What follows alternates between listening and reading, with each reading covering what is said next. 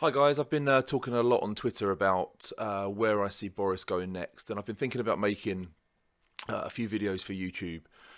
So I thought this was as good a one as any to start with. I think my contention is simply that Boris doesn't want no deal, and he doesn't want an election, regardless of the noises that he's making in Parliament. Of course, like the orthodoxy at the moment, the orthodoxy of thought is that Boris is getting us out, do or die, October 31st. He's said it over and over again.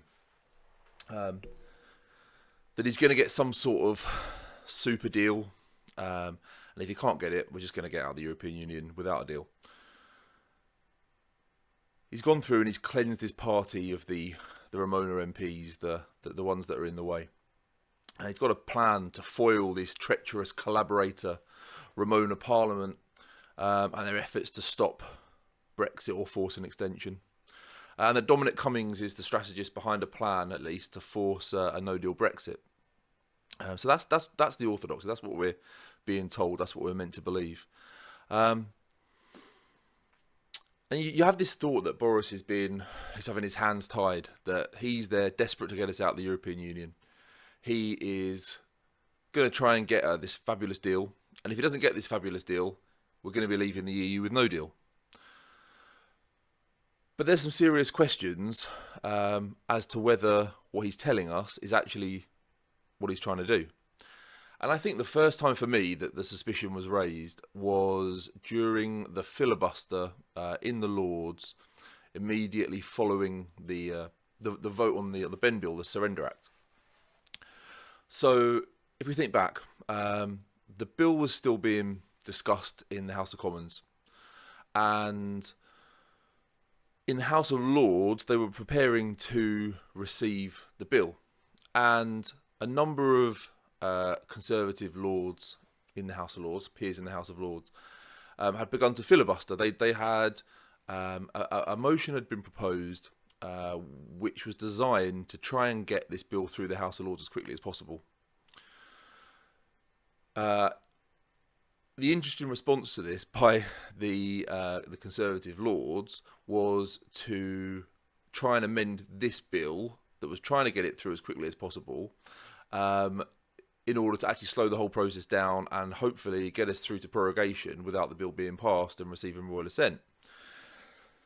Now, so they put something down like anywhere between 93 and 102 amendments, each of which had to be voted on twice, takes half an hour, had to be debated.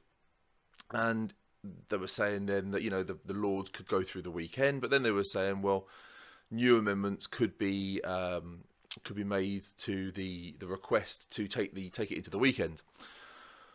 So it was clear that they could have filibustered this out. They could have got it through to prorogation. The Benn Bill wouldn't have gone through. Boris wouldn't have had his hands tied. And then, if you were watching the BBC News report, immediately after they cut away from the House of Commons to the Lords, they were reporting that a deal was being done behind the scenes to try and get to remove the filibuster. And what everyone assumed was that there was a deal between Corbyn and Boris to remove the filibuster, allow the bill to pass, and Corbyn would vote with Boris on a general election. And of course, that's come not to pass. So you have to question very strongly why the Tories pulled the filibuster down. Why did they stop the filibuster in the Lords? They could have stopped this bill going through altogether. Boris wouldn't have had his hands tied. He could have gone back to the European Union, tried to get a deal. If he didn't get a deal, there's nothing they could have done. We would have been out, no deal. And on top of that, if you think back, all we heard for weeks was there's nothing that anyone can do to stop no deal at this point. There were articles written by the Institute for Government that said specifically that if a Prime Minister was determined, there's nothing anyone could do to stop no deal. And then, in the blink of an eye, they had a bill through in, 2 days? Next to nothing was done by the government to try and block that, to try and maintain control of the order paper. So I'm left with the only conclusion that the government wanted this bill to pass. They wanted the bill to pass. They wanted the hands tied. And why would that be? Well, let's have a look at some possibilities. the what seems to be being bandied around in most quarters is that Boris has a trump card up his sleeve. Between him and Dominic Cummings, they have a plan. They have a way to circumvent the bill, so it didn't matter if it passed. This is lots of things have been proposed. The Queen's consent was one. This was an article written by Robert Craig, who is a legal expert and specifically an expert in royal prerogative. And what Robert Craig had said in this article was that the first time that Yvette Cooper and Oliver Letwin tried to get a bill through when May was Prime Minister, that although the bill requested her to go and get an extension, but it didn't force her to accept one, so the royal prerogative wasn't necessarily impaired. If we think what royal prerogative is, basically the Queen has powers because she's the Queen, and she in effect hands these powers down to the Prime Minister to exercise on her behalf. Now, if a law is being passed in the House of Commons that would affect this royal prerogative, the Prime Minister at the third reading has the opportunity to either give Queen's consent or withhold Queen's consent. So the argument was put forward by Robert Craig that because the Benn Bill, the Surrender Act, had a much greater tie on the Prime Minister's hands, that that Queen's consent would have been required. So John Bercow made a ruling that Queen's consent wasn't required on this bill. Most people think that was wrong. Most people think that was erroneous. I guess most people think that it was Remain bias. That if he knew that if he'd have said Queen's consent was required on the bill, that the Prime Minister would have simply refused Queen's consent at third reading, the bill would have been dead. There's a really interesting article at the London School of Economics Brexit blog that you can see on the screen there. I'd go and have a look at that. It's a really good read. And it's very convincing that Queen's consent should have been required on this bill, and it wasn't. And there is a video actually on my YouTube channel, a little edit together of Bill Cash and Ian Duncan Smith and David Davis debating this with Bercow in Parliament, and him making his ruling. So you can go and have a look at that if you wish. Doesn't seem to be a lot of point in watching it now. And so I asked Robert Craig directly, did he think that this would open the bill up to legal challenge? Was this going to be the chink in the armour? Was this going to be the method that Cummings and Boris were going to use? And so I asked him, in your personal opinion, Robert, if the government see this as the chink in the armour, do you see them pushing for an expedited judicial review during prorogation? Or would they simply not send the letter, wait for injunctive action, and then claim the law was ultra vires, and PM retained the royal prerogative? Robert was very clear that the Speaker's ruling is final and it's not justiciable. And as he says at the bottom of his tweet to me, unless I've missed something, this act is tight. This is watertight. Regardless of what people are saying, Boris can't get around this bill, which once again makes you wonder, why was he so keen to let it through? So Queen's consent seems to be out the window. It can't be challenged. There's been a couple of things going around as well that relate to the European Union law trumping the UK law. This was one post that seemed to be floating around social media. And in short, let's read through it. Let's go from here.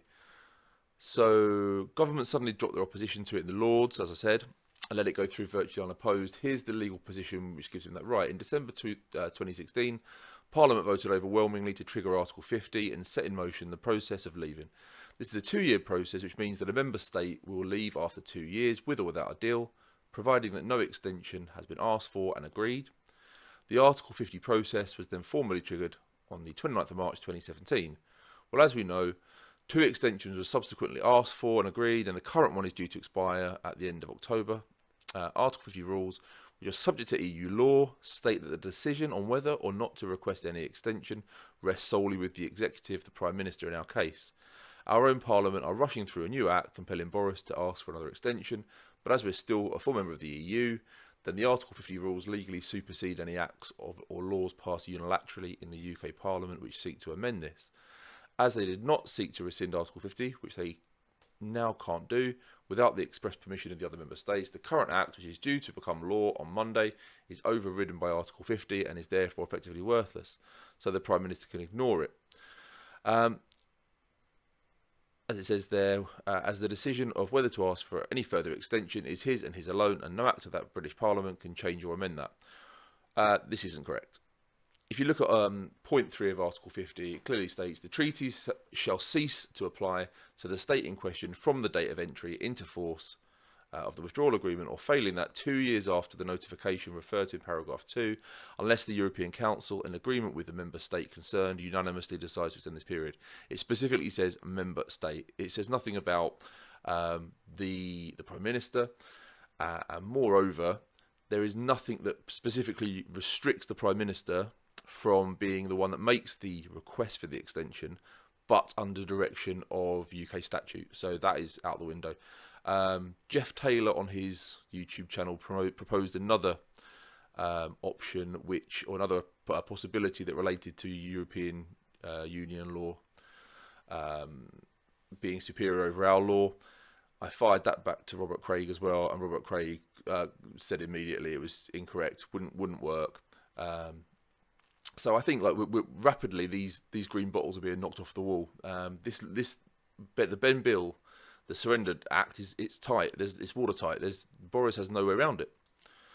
Another one that cropped up was Boris could request an extension, veto the offering of the extension himself. Because all 28 member states, in theory, need to agree to the extension. And if you think about that process, there's 3 elements. There is the initial asking for the extension. Then there is the deliberations on whether to grant the extension, and then there is the offering of the extension. So, and it was really a comment by Stephen Barclay in the Commons that really set this one off. So let's have a quick look at what he said. So the decision on an extension is not the honourable lady says what? I'm merely stating the legal position. I'm sorry that she finds the legal position somewhat distasteful, but that is the legal position. The legal position on an extension is that it requires the support of every member state, including the United Kingdom. So it is the case. The honourable gentleman, my honourable friend, is correct. She keeps chuntering. My honourable friend is correct in his question, which is we would need to continue to prepare for no deal because it is within the scope of any member of state to block an extension. That is the legal position. So what people assumed from that was that he was basically dropping the hint that Boris would simply request the extension, and then in the deliberations over to whether to accept the extension as one of the 28 states would just simply say no. And there is something interesting in that thought, in that if you consider that there are 3 prerogative acts in there. The first prerogative act is the requesting of the extension. The final prerogative act is putting that extension into place. Is accepting the extension in effect. And if you think about it, the Ben Bill covers those 2. It forces the Prime Minister to ask for an extension, and it forces him to accept an extension. But there was question as to whether it was missing the middle part of that, i.e. the actual deliberation and then voting with the other 27 nations to offer the extension that he had requested. But I think if you look at the wording of Article 50, that's a non-starter, as it clearly states. For the purposes of paragraph 2 and 3, the members of the European Council or of the Council representing the withdrawing member state shall not participate in the discussions of the European Council or in decisions concerning it. So he's not going to be involved in the deliberations and the decision. And I think realistically, a vote is a decision. He can't vote to withhold his own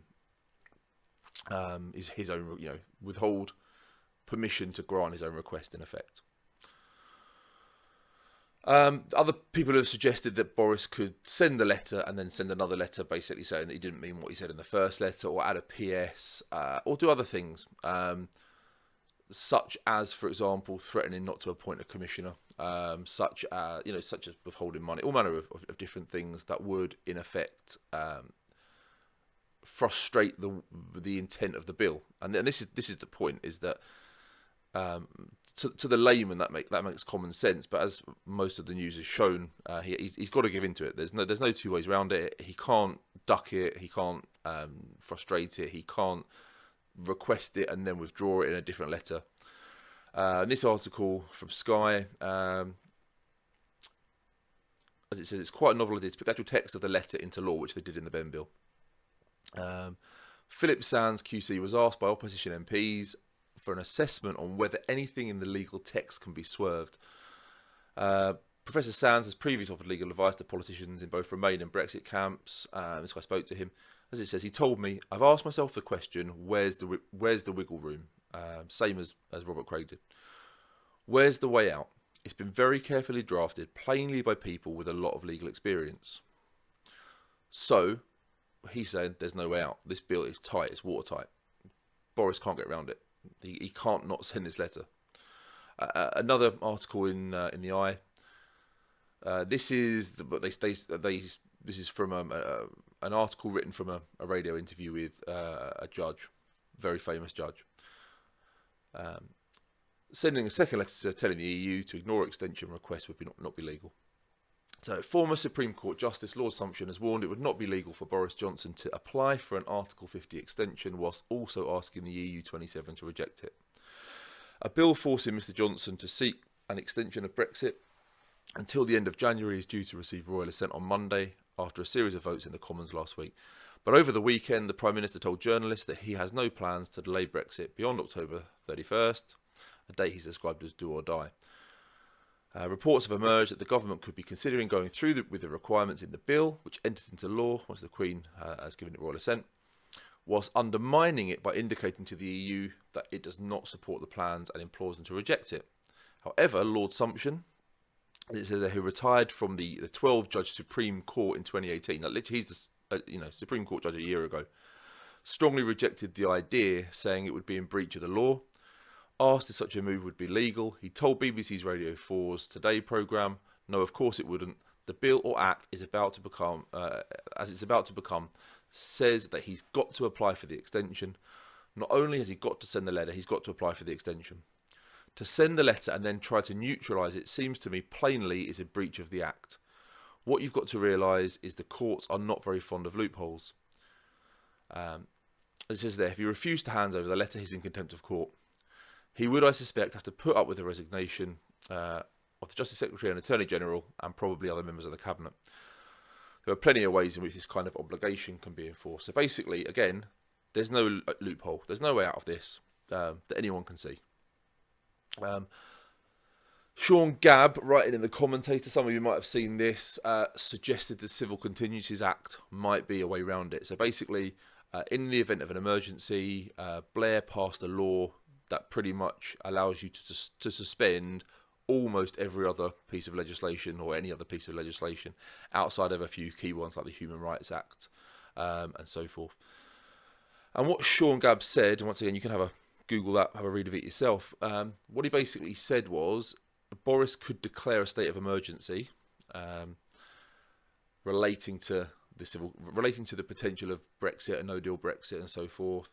And then he could suspend this act, or he could suspend the Fixed Term Parliament Act and call for a general election.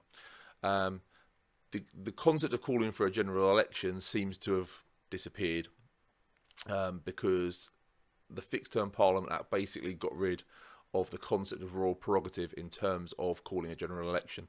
So that if you suspended the Fixed Term Parliament Act, you'd have no legislation and no prerogative under which you could call an election. So that's done for.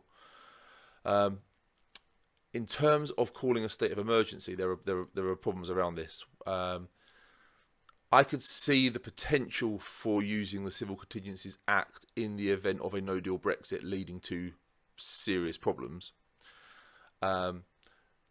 But to call one to bring about a no-deal Brexit would seem to be entirely illegal. It's not going to fly. It would paint Boris as even more tyrannical than anything he's done up until now. I think there's absolutely no chance in the world that he's going to he's going to use the Civil Contingencies Act.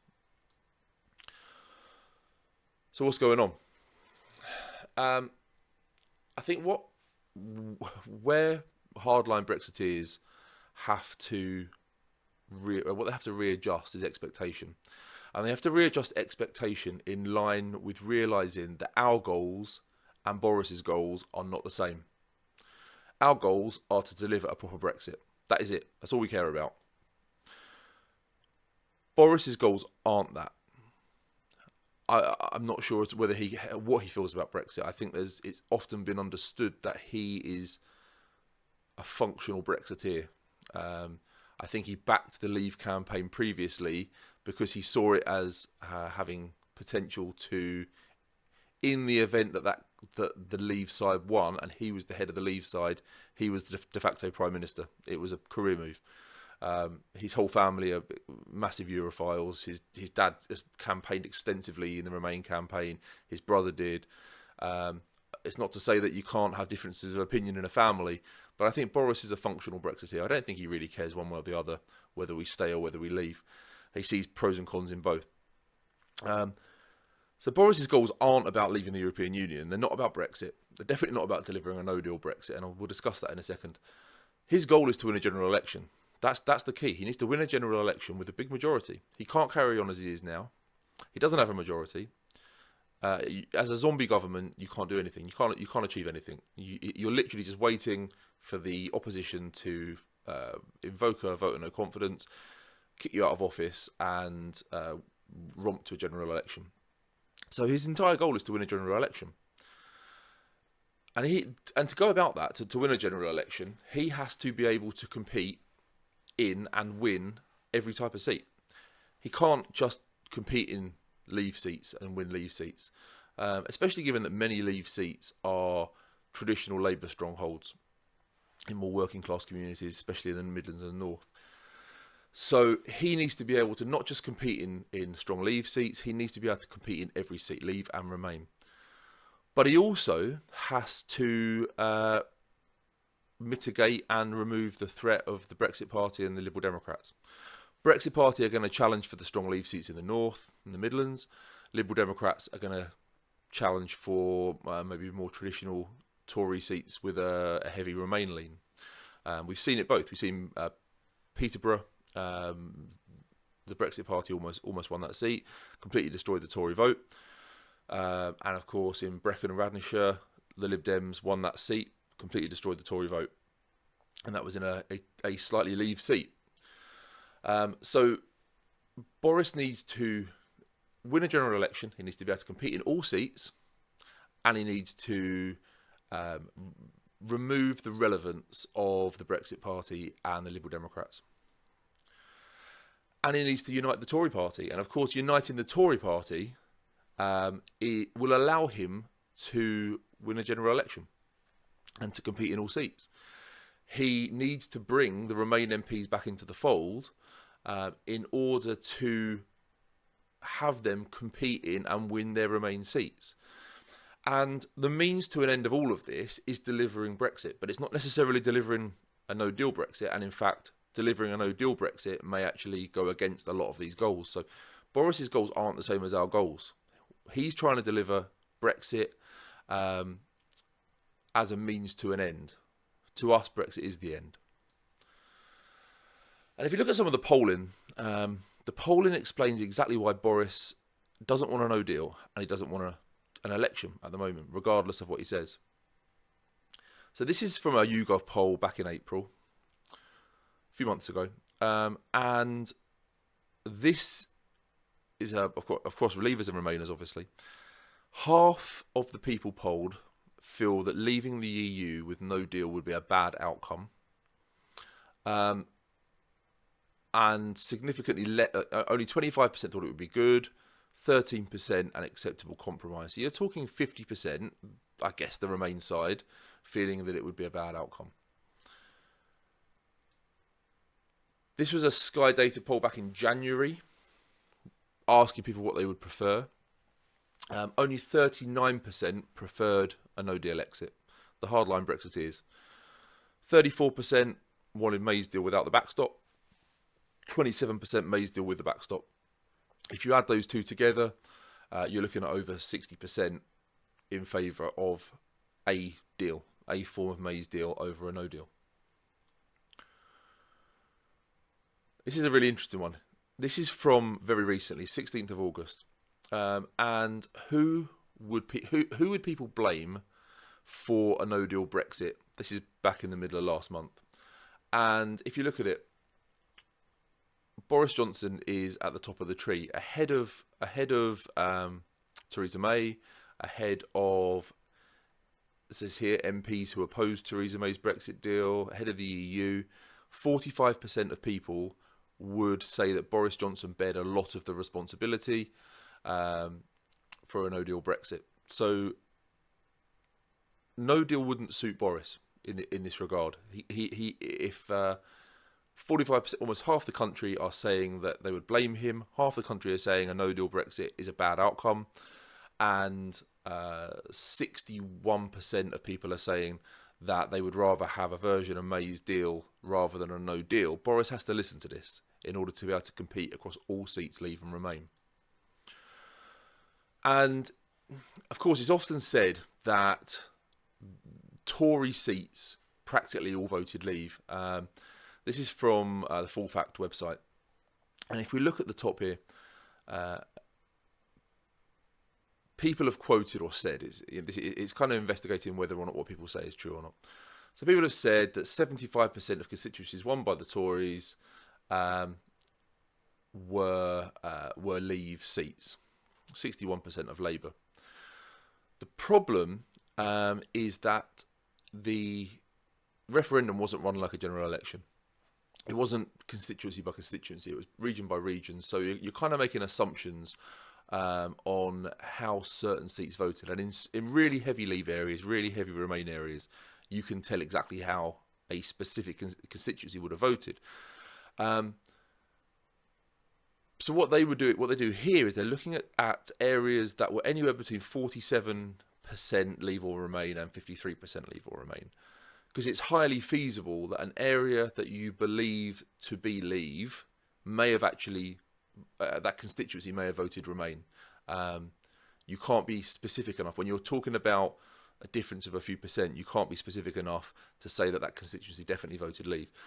So if you actually look at it in that context, 62% now, so we've dropped down from 75 to 62% of Conservative seats voted Leave. 21% of seats could have gone either way. They were right in the middle.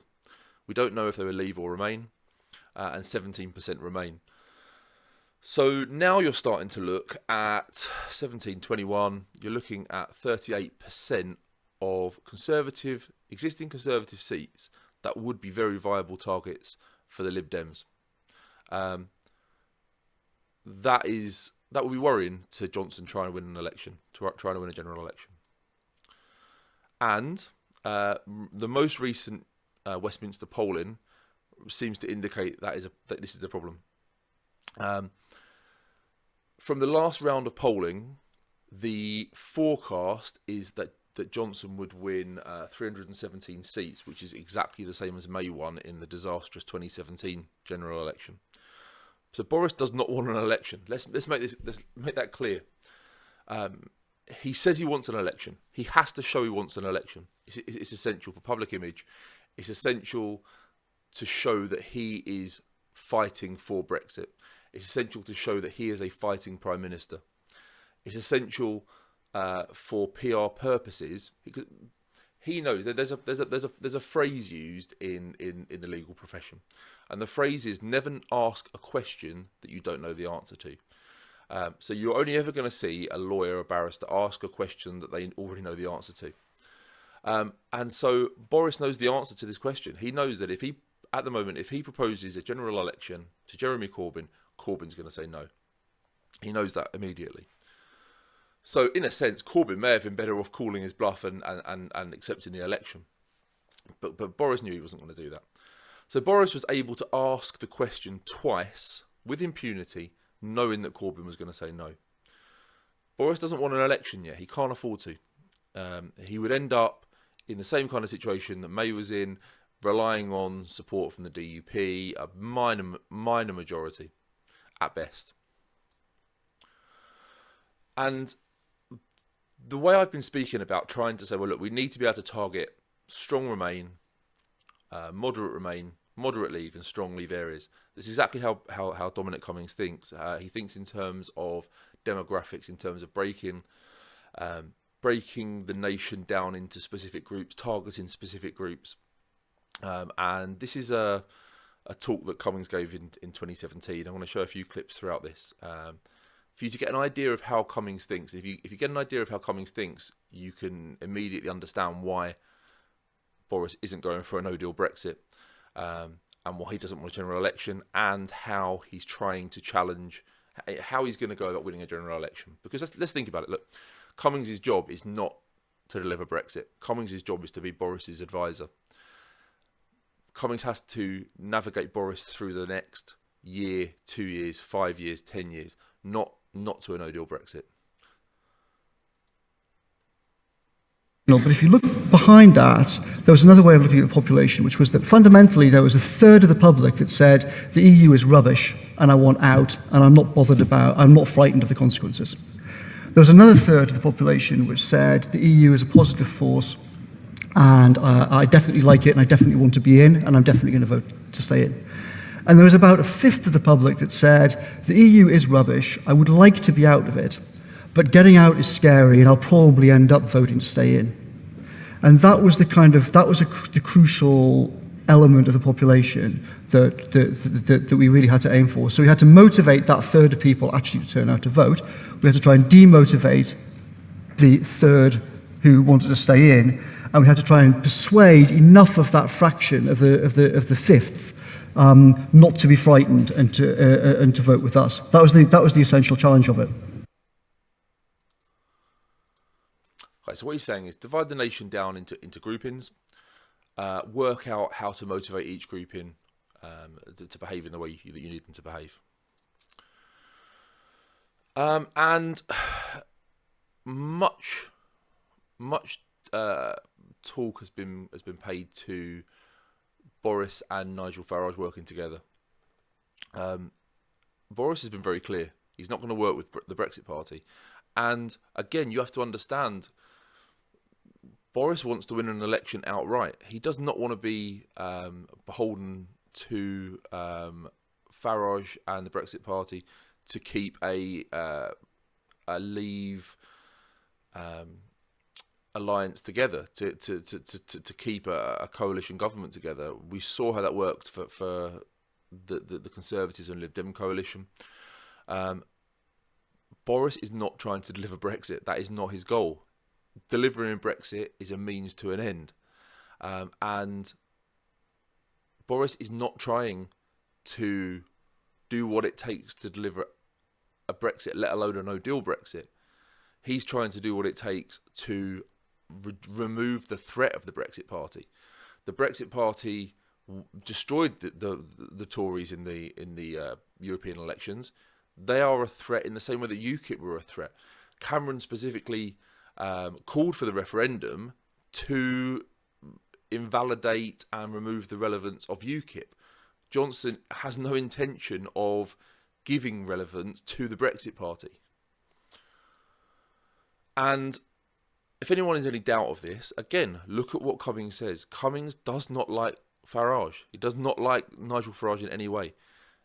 And if you watch this video, this next clip, he makes it clear that he wanted Brexit to undermine people like Nigel Farage and what some people would consider the far right of politics.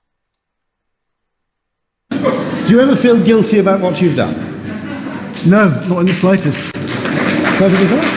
I think, for me, I mean, I'll answer that in a very short way. Fundamentally, pretty much the worst case scenario for Europe is return to 1930s style protectionism and extremism.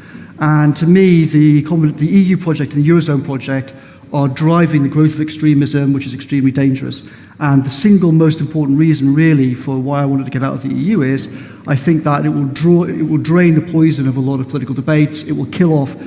I predicted that if we get out, UKIP and Nigel Farage would be finished. That's an early gain for Vote Leave. As you can see, that's happened. that whole side of politics in Britain will go.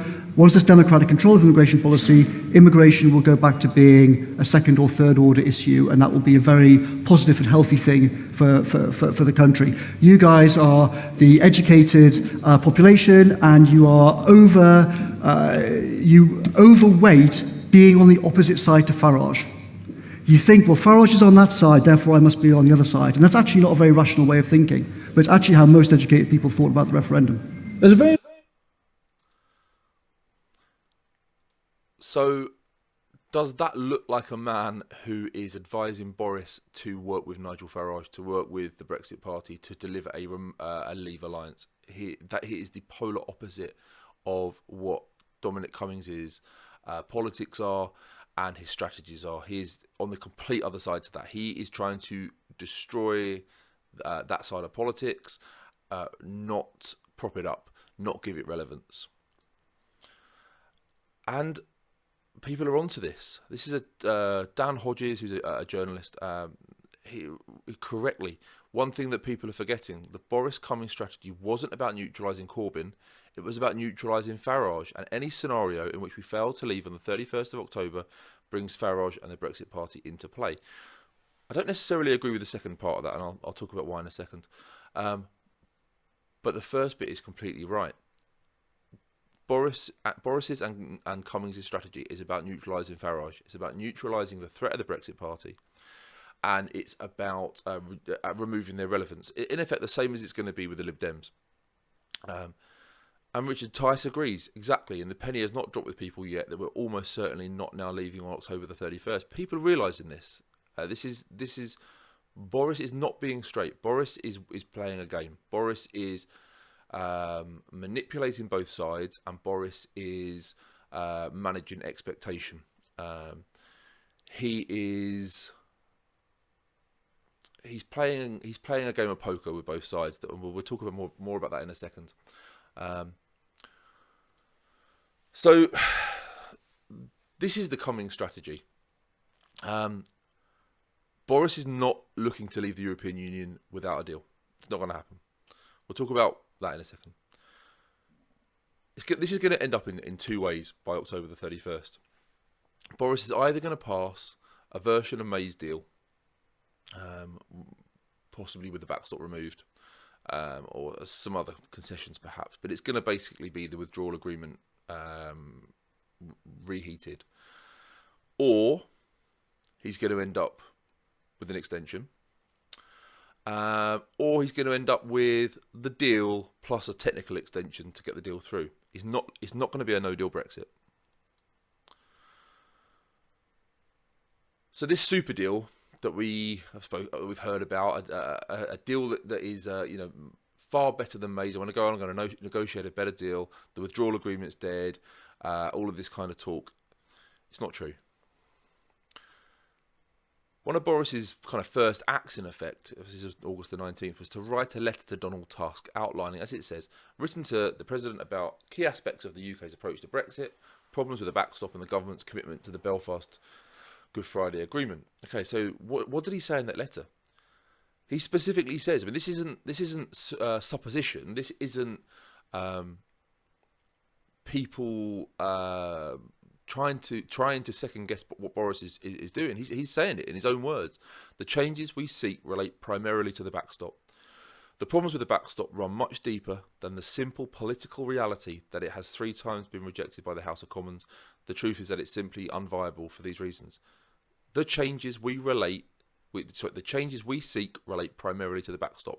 That's it. The withdrawal agreement's fine. The changes we seek relate primarily to the backstop. For these 3 reasons, the backstop cannot form part of an agreed withdrawal agreement.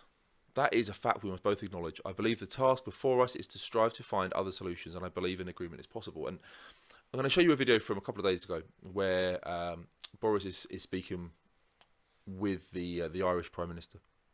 And listen to what he says. He's making it clear. I want a deal. The deal's going to be basically the withdrawal agreement minus the backstop. And a no deal would be a failure, his failure. They are not the words of someone who's angling for a no deal.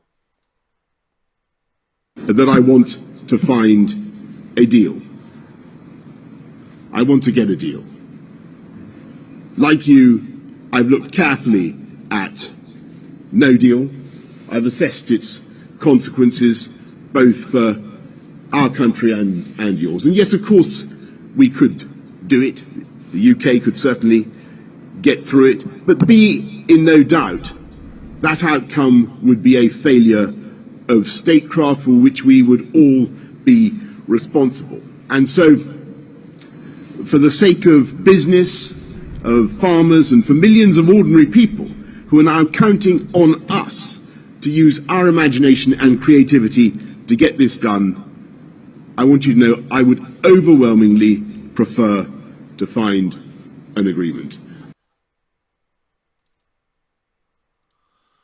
Okay, so again, Boris is not targeting a no-deal Brexit. Boris is absolutely telling us, he's indicating clearly, telling us that his goal is a deal, which is a version of the withdrawal agreement without the backstop.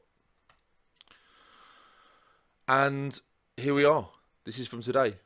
From the Telegraph, Brexiteers fear Boris sell out over May 2.0 Brexit deal.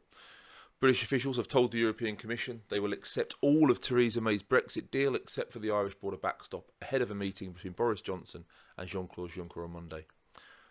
So everything that I've been predicting, everything that other people have been predicting is coming to pass. So what's the strategy? Think about it this way. Boris can't allow a no deal to happen. But if he doesn't allow if it's clear that Boris is adamant that he will not allow a no deal to happen, he leaves himself very vulnerable to the hardline Brexiteers and to the Brexit Party. So think of it this way. Boris needs to be able to get to the point of passing May's deal minus the backstop, or to the point of an extension without the blood of that being on his hands. A no deal does not unite the Conservative Party. Absolute division within the Conservative Party over a no deal. He cannot challenge for all the seats. No deal does not allow him to go to the polls and challenge Remain seats, strong Remain seats. And I go back to this, and again, of course, a no deal also then immediately gives the Liberal Democrats relevance in a sense, in that it's the obvious protest vote against the Conservative no deal. So I go back to this point in the House of Lords. The route to no deal was filibustering the Ben Bill, the Surrender Act, filibustering it out to prorogation, and that was the end. That was the end of the bill. Johnson could have walked to a no deal, but he didn't do that. He didn't continue the filibuster. He allowed the bill to pass. Made no effort to block it. Made no effort brought the MPs back to Parliament in just enough time to pass it before prorogation. So you've got to ask yourself, why did Boris allow MPs just enough time to pass an act that tied his hands and prevented no deal? That's what you have to ask. Additionally, of course, there is a financial economic risk to a no deal Brexit. We have to, as Brexiteers, we have to be honest about this. There's uncertainty. Most reports, whether we see them as Project Fear or not, are clear that there are potential economic risks from a no deal. If you're Boris Johnson, looking to go back to the people in a general election, the worst case scenario is that you pull the UK out of the European Union on a no deal Brexit basis, and the UK economy disintegrates. The pound drops through the floor. These things may not happen, but they may happen. The pound is very responsive, and it easily could drop through the floor. And immediately, what Boris would be doing if he risked that is is looking directly responsible for those economic issues. And it plays straight into the hands of Jeremy Corbyn. It immediately allows Jeremy Corbyn to place the blame for what he would describe as a disastrous Tory no deal Brexit straight at the feet of Boris. Any economic issues that arose from it would be laid straight at the feet of Boris by Corbyn. No deal Brexit would be an insane risk for Boris when you think of it that way. The only people that a no deal Brexit appeals to is hardline Brexiteers. If we assume that's a third of the country, that is not enough to win a general election. And so this is fundamentally the Cummings strategy in a nutshell. It's a balancing act. There's two sides of this debate. There are hardline Brexiteers and there are hardline Remainers. Boris and Cummings have to convince hardline Remainers that a no deal is still a possibility. They have to convince hardline Brexiteers that no Brexit is a real possibility. And the way to think about this is as follows. Boris's goal is to get over the line, get passed in Parliament, a deal. And it's a deal that, as we've established, will be May's deal minus the backstop, possibly with a few other minor concessions. Now, Remain MPs who potentially want to stop Brexit altogether, if they believe that no deal is 100% off the table, just simply aren't going to vote for that deal. They're just going to continue to delay, push for a second referendum, push for revocation. So it's essential that, to some degree, Boris leaves a strong threat of no deal on the table. That's absolutely essential. He has to, even though these MPs have passed a law that makes a no deal basically impossible, he still needs to convince them that a no deal is absolutely a real possibility. And he's doing that effectively. It's just a quick look, a few clips cut together from Parliament just before prorogation. He's doing it. These MPs have passed a law that makes a no deal Brexit impossible. He has to go and ask for an extension in the event they don't pass a deal. They're sure this is watertight, yet they're still nervous that Boris has something up his sleeve, and that is the Cummings strategy. It's to all of these things that we discussed previously, the Civil Contingencies Act, the Queen's consent issue, the sending of another letter. These are all the time that MPs believe that there is a route to a no deal, that Boris has one of those or something that he hasn't revealed yet or hasn't been spoken about yet. They are going to believe there is a risk that if they don't vote for a deal, we're leaving October the 31st no deal. As Boris has said over and over, do or die. I'd rather be dead in a ditch than request an extension. So just watch these clips.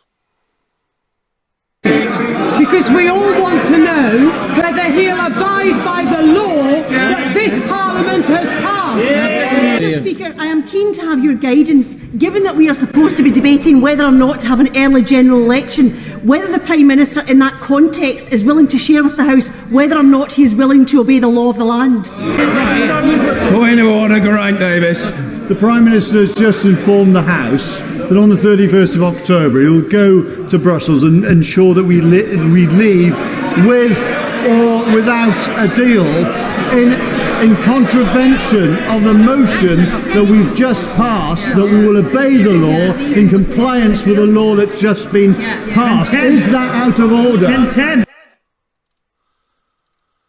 Okay, so here we have MPs who have passed a law that they're 100% sure blocks a no-deal Brexit, yet Boris has managed to convince them that there is still a strong chance, that he's going to leave the European Union on October the 31st, not request an extension, and take us to a no-deal Brexit. Now, what is essential in that is that if he brings back a withdrawal agreement, there are a lot of opposition MPs who are from Leave constituencies who have made it clear that they want to honour the referendum result. They want to respect the referendum result, and they want to respect the votes of their constituents in that referendum. Lisa Nandy is one. Gareth Snell would be another one. Kinnock would be another one. Many of these MPs have said that they have publicly said that they wish they'd voted for May's deal when they had a chance, as avoiding a no deal is their absolute priority. Boris knows this. Boris knows that for a lot of MPs, avoiding no deal is their absolute priority. So, of course, Boris's main point is, I'm going to take you out on a no deal. If he can convince these MPs he's going to take them out on a no deal, he's pushing their trigger point, their pressure point. He is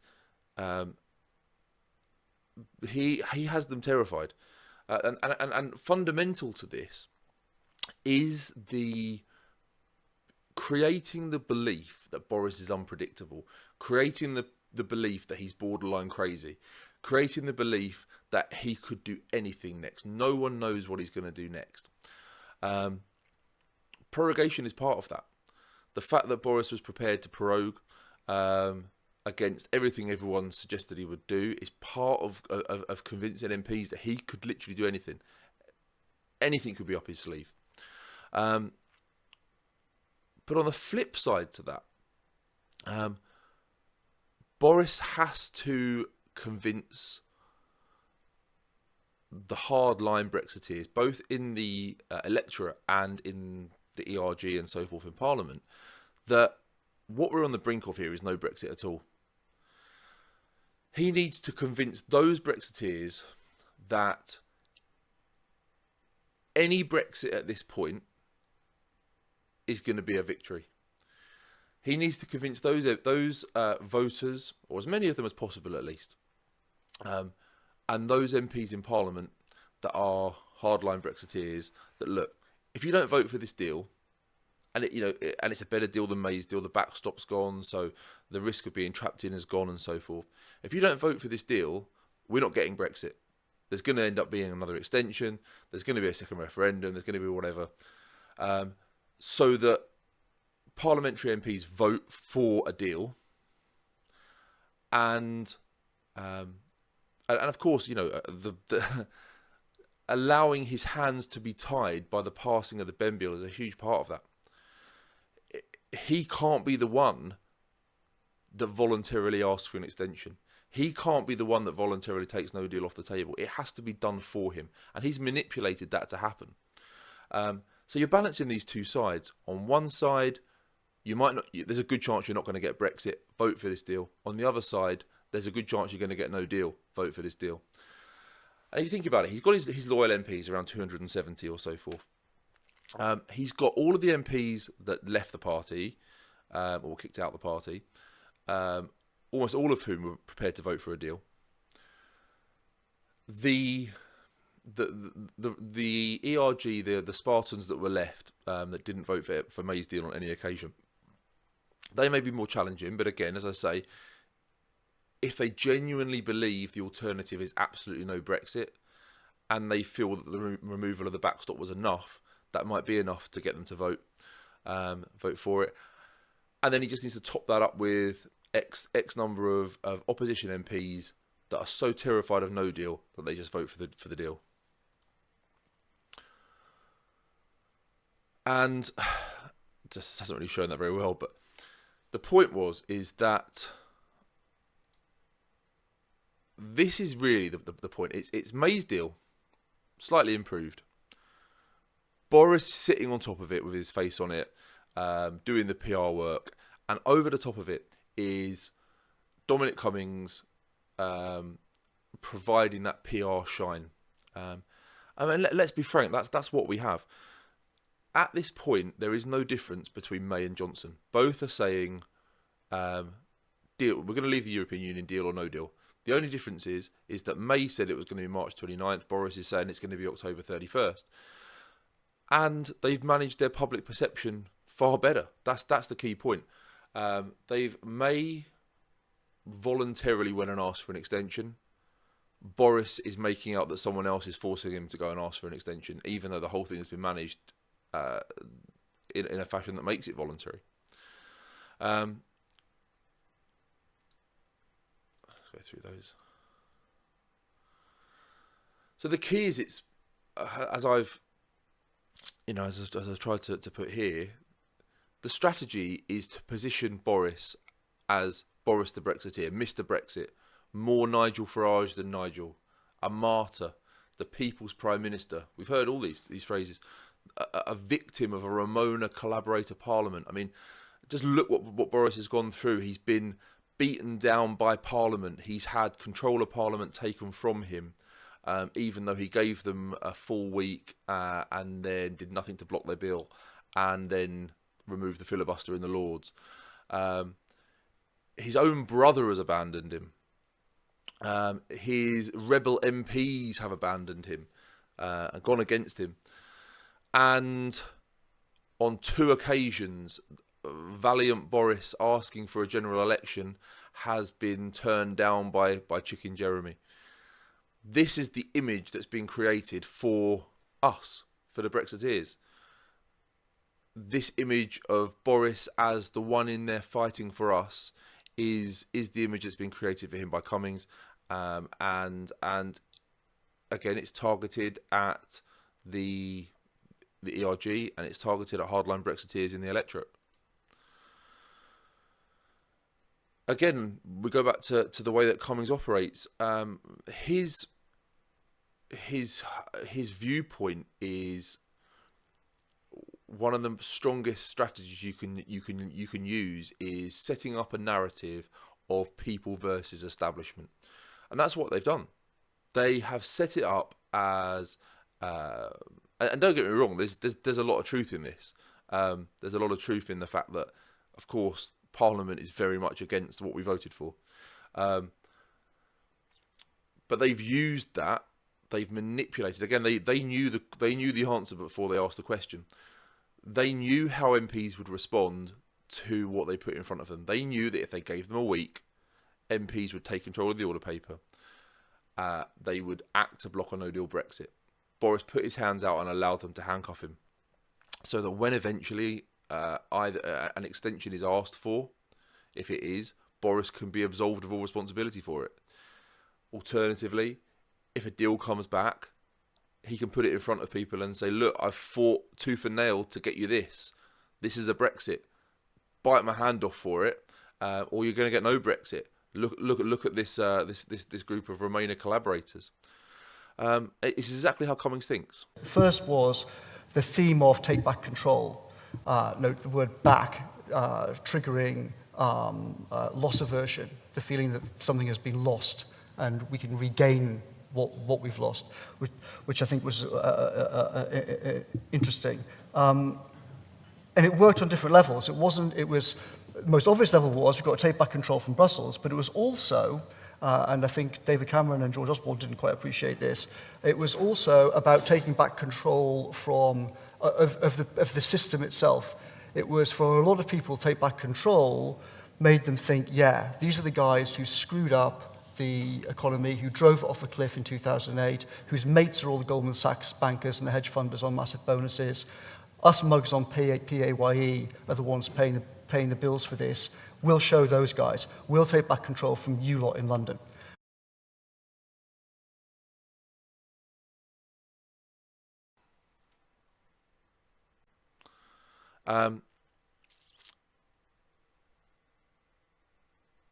And again, we have this, I'd rather be dead in a ditch. Boris is desperately trying to convince the Brexiteer that he is on their side, that he is more Nigel Farage than Nigel Farage, to mitigate the amount of bleed of vote to the Brexit Party. If you think about it, Theresa May extended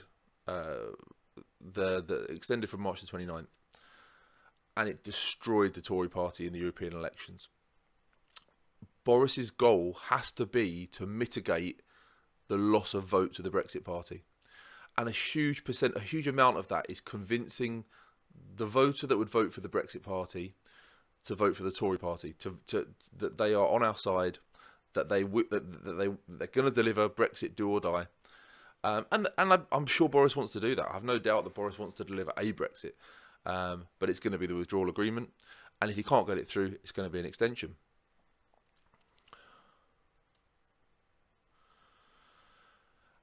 And this is working. This is just a couple of tweets from my Twitter account. Someone responded to me, I think we're watching the death throes of Brexit now. People are convinced that Brexit is on the brink. If you think about it, that's what May didn't do. May didn't manage expectation. I think this is something that I spoke about on Twitter recently, was that when May brought back her deal, it was in the expectation in the public of a good deal. The difference with Boris is Boris can bring back almost the same deal slightly reworked because it's in the context of the expectation of no Brexit. That's a massive difference. The context of the expectation of a good deal versus the context of the expectation of no Brexit is a massive difference.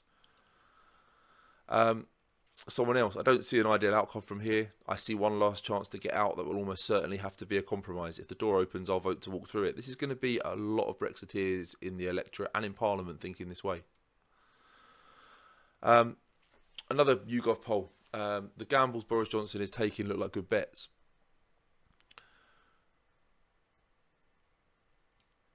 If we look at the kind of headline from this YouGov poll, Brexiteers will not be blaming Boris Johnson in the event that Parliament blocks Brexit by October 31st. The premise he is likely to use to call an election. So exactly what I've said is being shown clearly by the polls, is that if Johnson ends up having to ask for the extension, he is not going to take the blame for it. Theresa May asked for the extension, took full blame for it. If Boris asks for the extension, everyone else is going to get the blame for it but him. That is the strategy. That is exactly everything that's happened until now has been to paint Boris as Mr. Brexit, has been to paint him as a victim of a Ramona Parliament, which they are. They are. But they've used that cleverly to their advantage. And Boris can say openly and clearly, I will not ask for an extension past October the 31st, because he adamantly believes that he's going to bring this deal back, withdrawal agreement minus backstop, and it's going to pass. He doesn't have to ask for an extension because that's going to go through. And even if he does have to ask for a technical extension, purely and simply to cross the T's and dot the I's and get the legislation properly in place and so forth, no one is going to see that as an extension in the same way as May's extension was. That's an extension with Brexit in the bag. May's extension was an extension of uncertainty. So everything Boris and Cummings are doing is working. The polls are clear. In people who want Britain to leave the EU without a deal, 70% of people will see it as not his fault. He has absolutely worked. What they are trying to do has worked incredibly well. Giving the MPs the opportunity to pass legislation.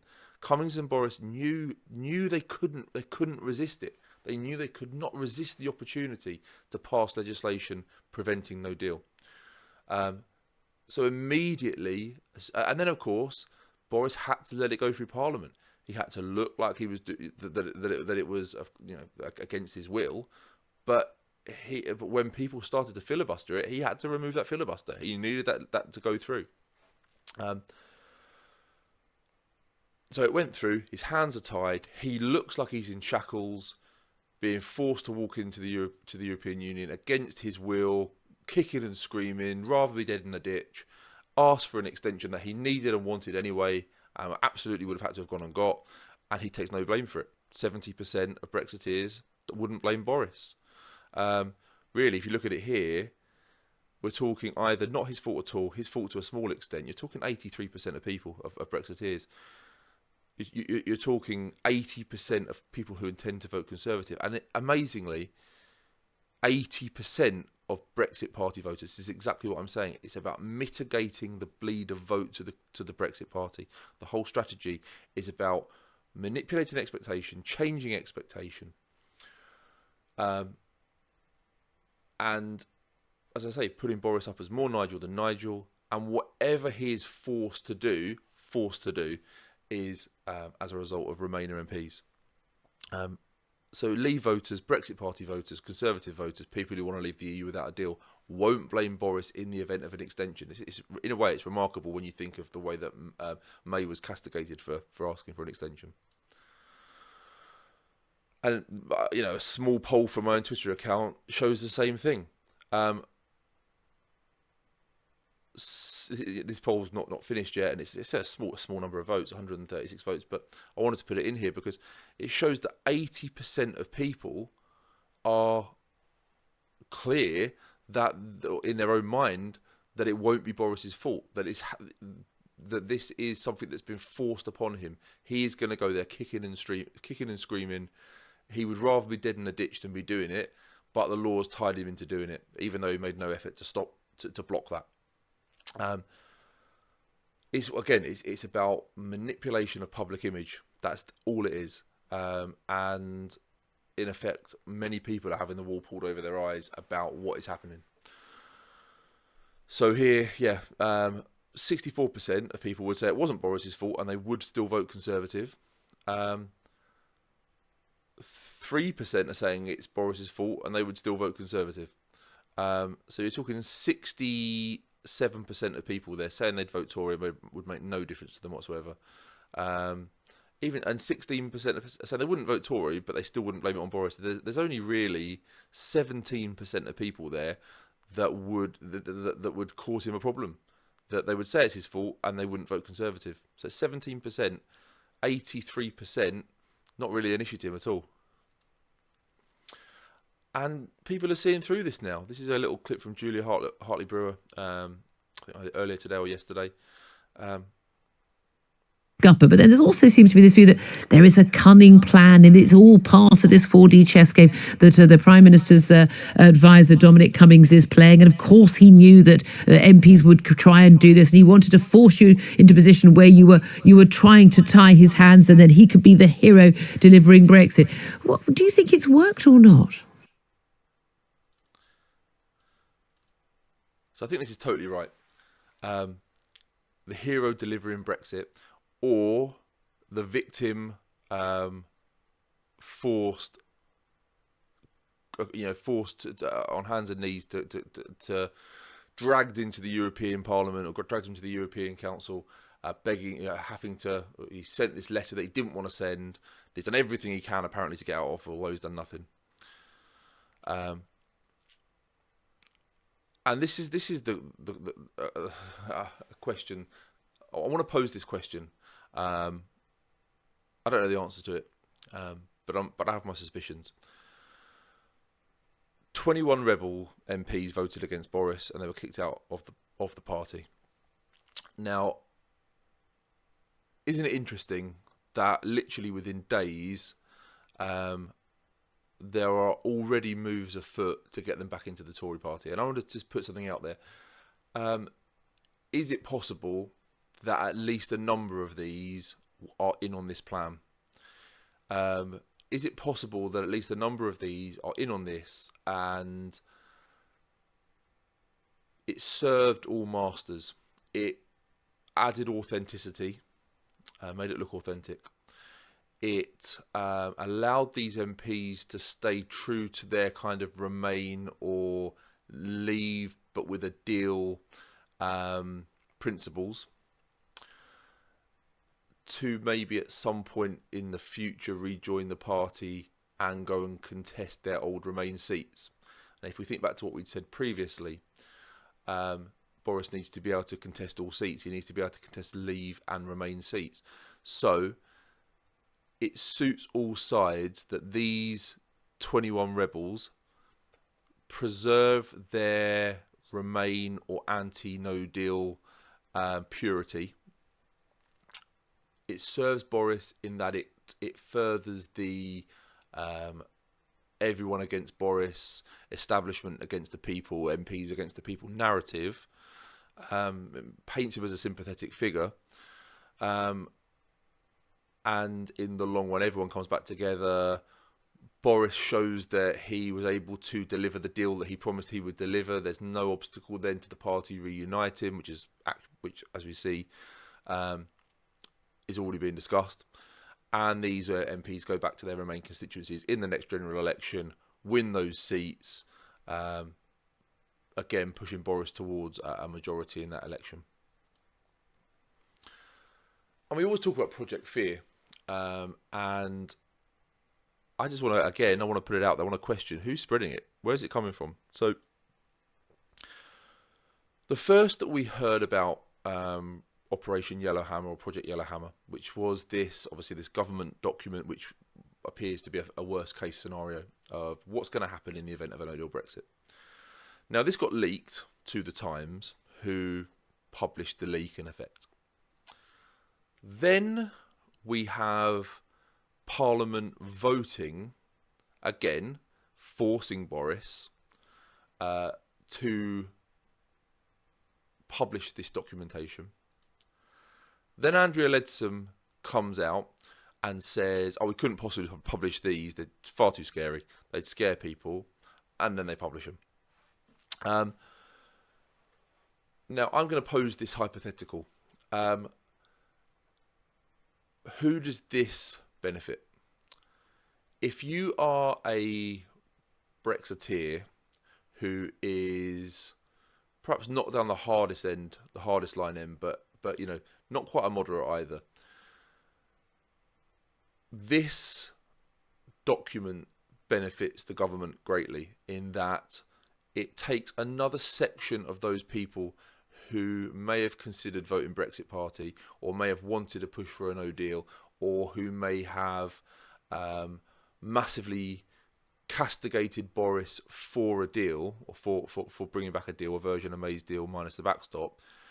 And it mitigates at least a percentage of those into thinking, well, maybe actually no deal's not as good as it sounds. Maybe there is real threat here. The government didn't want us to see this information. This information's honest.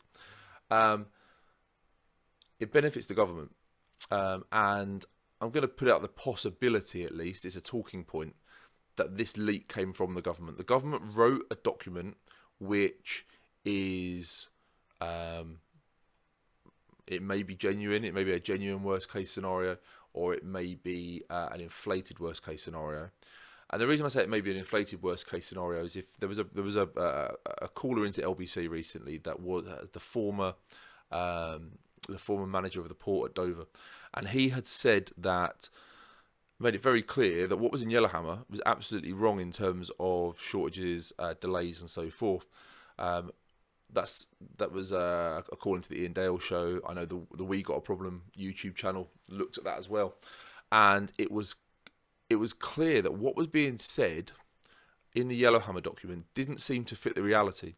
So again, I would question that whether it may be authentic as a document, it may not be authentic, it may be exaggerated. It may have been leaked by the government. Intentional disinformation happens all the time, very common. When you leak something, or when something's leaked, immediately again, you're asking a question that you know the answer to. Something gets leaked, the other side have to force you to release that full document. It happens all the time in politics. So again, it makes it look like this is happening against your will when it's absolutely in your will. You're driving it, and the other side are taking the blame for it. So yeah. This concept of no deal still being a real possibility, over and over, we're seeing government MPs or cabinet members coming out and stating that Boris is not going to abide by the law. In effect, he's not going to send the letter in the event of that there's no deal being voted through. He's not going to send the letter. Michael Gove said it initially. Then obviously you've had Boris come out and specifically say, I'm not going to send the letter, I would rather be dead in the ditch than send the letter. And then Dominic Raab came out on the Sophie Ridge show on Sky and specifically said, again, they're not going to extend. No circumstance they're going to extend. They're not going to send the letter. They're going to test the legality. Again, it's about convincing MPs that although they've passed this law that they're sure is watertight, it's about creating that doubt in their mind that if they bring back a deal to be voted on, that enough of those MPs are nervous enough to vote it through before even the need, obviously, then there's no need for Boris to extend. And I think this kind of thing cements it in. You know, regardless of this law, they've put this campaign, this Get Ready for Brexit campaign out there. Again, it's just putting that pressure on the Remain MPs, and even if you get 20 or 30 of those MPs, Boris's version of the withdrawal agreement would sail through Parliament. And at the end of it, you'd come back with triumphant Boris. You know, what did he say? He said that he's going to get us out of the European Union October 31st, with or without a deal, but he'd prefer a deal. That's what he's going to come back with. He's going to come back with a version of May's deal without the backstop. He's going to get it through Parliament because of everything we've said. One side are going to be convinced there's still a strong chance of leaving no deal. The other side are going to be convinced that there's a very strong chance of no Brexit, and that Boris has battled and fought against all of this adversity, and he's come back with a Brexit, something. We're out the European Union, and you can see the speech now, and I've written it for Boris here. As I said I would. I've got us a great deal, and against all odds, I've got that deal through Parliament, snatching Brexit from the jaws of a second referendum or total revocation. But now begins the hard work, the negotiation of our future trading relationship. The question you need to ask yourselves is, who do you want negotiating that? A Marxist? Someone who never wanted Brexit? Or me that believed in it all along? And when you think about that, think about this. A vote for Nigel Farage is a vote for Jeremy Corbyn. And I think that's such a powerful message. I think in the event, as we say, in the event that he has to go to ask for an extension, people aren't going to blame Boris. It's been a masterful piece of PR from Boris and Cummings. In the event that he gets the deal through, which is, I think, very likely, he's going to portray himself in a triumphant fashion. And some people have said that it will destroy the Tory party if he brings back a version of May's deal. But I think the evidence that we've just seen shows that isn't the case. I think a lot of people are very fearful that no Brexit or a second referendum is a very strong possibility now. I think people will tolerate the compromise outside of the very, very most hardline of hardline Brexiteers. And I think that people will look at what has happened and they will say, okay, the backstop's gone. There's a lot of horrors in that withdrawal agreement, but the backstop's gone. We're not tied in it indefinitely. There's not going to be a situation, for example, where we have to turn around and say, this isn't working out. We want to get out of this, and we need agreement from all 27 other states to get out of it and go free. We're not going to have that situation where France demand fishing rights, Spain demand Gibraltar, and so on. Removing the backstop removes that, and so I think people will see that as a lot better than May's deal in effect. And I think people will have sympathy towards Boris that they didn't have for May because of the PR job that's been done, because of how they've painted Boris as Mr. Brexit, fighting for us against the Remainer hordes that are desperate to stop Brexit. So I think I think this message of we're out now. Who do you want negotiating the future relationship is very strong. Nobody is going to want Jo Swinson negotiating the future relationship when she doesn't want Brexit at all. No one. I don't think even Remainers won't want that. Nobody's going to want Jeremy Corbyn doing it. No one trusts Corbyn anyway. So then they're going to look at Nigel Farage, and I think most people are going to realise that with Brexit basically delivered, Nigel Farage can't win a majority in a general election. He can't form a government.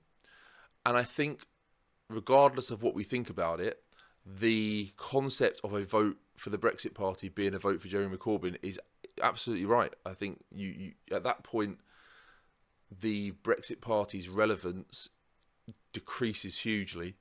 And I think, as does the Liberal Democrats, and it's left between a two-horse fight between Boris and Jeremy Corbyn at an election, and I think Boris wins that with a huge majority. As I've said, he's kept his word, delivered Brexit with a deal. That's what he said he was going to do.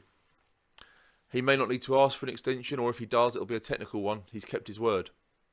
Hardliners are not totally happy, but are relieved and blame everyone else. Remainers aren't totally happy, but are relieved it wasn't a no deal. Moderates are happy anyway, as they would be. Any risk of short-term no deal related problems disappear and can't be blamed on Boris. Those Tories fearing a tyrant Boris, who were working with him all along. So those Tories who were fearing a tyrant Boris, or who were working with him all along, stayed true to themselves and their principles in the eyes of the public, can reunite with the party and go back to contest their Remain seats. If all rebels return to the party, Boris may just have enough support to get a general election vote over the line, with a basic majority passing a single line motion. So this issue of the Fixed Term Parliament Act, you need a 2/3 majority of Parliament to get a general election. If you put a motion down that says, notwithstanding the Fixed Term Parliament Act, there'll be a general election on X date, you only need a basic majority of 1. So the fear has been, if Boris did that, that motion would get amended like crazy, be all manner of craziness on it. But if he's got back his rebel MPs, either through they have renewed confidence in him now, or they were working with him all along and they're back in the fold, that coupled with, that might just be enough to get him over the line to a majority. It probably would be just about. And take us to general election. Conservatives can compete in all constituencies across the UK, Leave and Remain. The relevance of the Lib Dems reduces dramatically. The relevance of the Brexit Party reduces dramatically. Not completely, but it's mitigated. I can't really see that fully, but Labour have been shown to be obstructive. Let me move that up. Labour have been shown to be obstructive to Brexit, as they've been humiliated twice. Boris has gone to them as a fighting Prime Minister asking for a general election. They've chickened out of it twice. It's they've shown they've got no unified, clear position on Brexit. They've said that they would negotiate a deal, then campaign against it. Labour look like a joke when it comes to Brexit, as I said, Boris didn't want a general election. Boris wanted Corbyn to say no to a general election twice. That is the strategy. And there's going to be a lot of people that are really angry about Boris bringing back a withdrawal agreement minus the backstop. But I think we have to give him and Cummings some credit. This is an incredible piece of strategic politics, even if it doesn't suit our goals and we don't like it very much. As I've said, this is something I tweeted a couple of days ago. Regardless of everything everyone's saying, regardless of all of the bluff and bluster, the hyperbole, everyone being convinced that Boris has got some amazing plan up his sleeve. As I wrote, Boris has nothing more up his sleeve than balls, bluff, and brinkmanship, and a slightly reworked withdrawal agreement. And I think that sums up the entire strategy. Something else that I put out there was that what Boris is doing is he's playing poker, and he's got a bad hand. He's got a pair of twos. But on one hand, he's trying to convince one side that he's got 3 aces and a sneaky one tucked up his sleeve. And he's trying to convince the other side that he's being cheated by the House. And if you think about that, that's a really good analogy. Is that really Boris is playing with no better hand than Theresa May had. But what he's doing, what he has is strategy. He has Dominic Cummings. And what he's saying is, he's saying that. He's saying to Remain MPs that are terrified of no deal, he's convinced them that he is prepared to do anything. He's prepared to prorogue. He's prepared to cheat the House. He's prepared to cheat to win, to do whatever it takes. On the flip side, he has convinced the Brexiteers that the House is cheating him, that everyone's against him, and he's playing those two sides off against each other to win that hand of poker, to get them both to do exactly what he wants them to do, and he's been very successful. I mean, look at the prorogation. Everybody is looking at the prorogation as if it's his mechanism of, was his mechanism of forcing through a no-deal Brexit. It wasn't. Prorogation was about forcing the Remain MPs in Parliament to show their hand early, to put the shackles on early, and then moving forward, the prorogation is it's a control over whether if people work out his strategy, what he's doing, it then prevents them from being able to do anything about it. But it also provides the possibility of the kind of legal challenges that we've seen to the prorogation, which just adds further fuel to the fire of the people versus establishment narrative, of the people versus Parliament judiciary narrative that we've come to see. So that's really it. That's where I believe Boris's strategy is. I think there's so much evidence out there on the table now to show us that is exactly the direction Boris is going in. Maybe he's the ultimate double bluffer, and this is what he wants everyone to think, and he's got something else up his sleeve. But I'm convinced this is bringing all of this together. I'm 100% convinced this is the direction Boris is going in. It's very smart. I want a no-deal Brexit as much as anyone else does, but I have to give Boris Johnson and Dominic Cummings a lot of credit for the strategy that they've put on the table, or the strategy they've put forward here. They've played everyone. They've worked everybody. It's like an old carnival con. They've worked the Remainer MPs into doing. They've been puppeteering them. They knew exactly what they were going to do at every turn. They've asked questions they knew the answer to the whole way through. On the flip side, on the Brexiteer side, it's a PR job. It's a public image job. It's a management of expectation. It's something that Maeve just failed to do over and over again. She was useless at managing expectation. She told us continually no deal was better than a bad deal, and she brought back the worst deal. As I said before, there's a huge difference in the context of expectation. May brought back a terrible deal in the context of expectation of a good deal. Boris is going to bring back a slightly better deal in the context of expectation of no Brexit. That's a huge difference to Brexiteers, especially when, as we've seen, they believe in Boris. They believe that he is doing his best for us, and in many ways he is. He's trying to deliver Brexit. It's not the Brexit that many people want on the more hardline end, but he is working to try and deliver Brexit. He's working to try and deliver it in a roundabout way and with a compromise. And I think in some ways,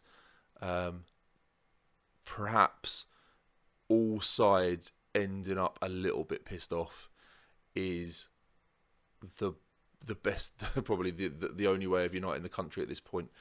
If we end up with a no-deal Brexit, the division is going to be huge.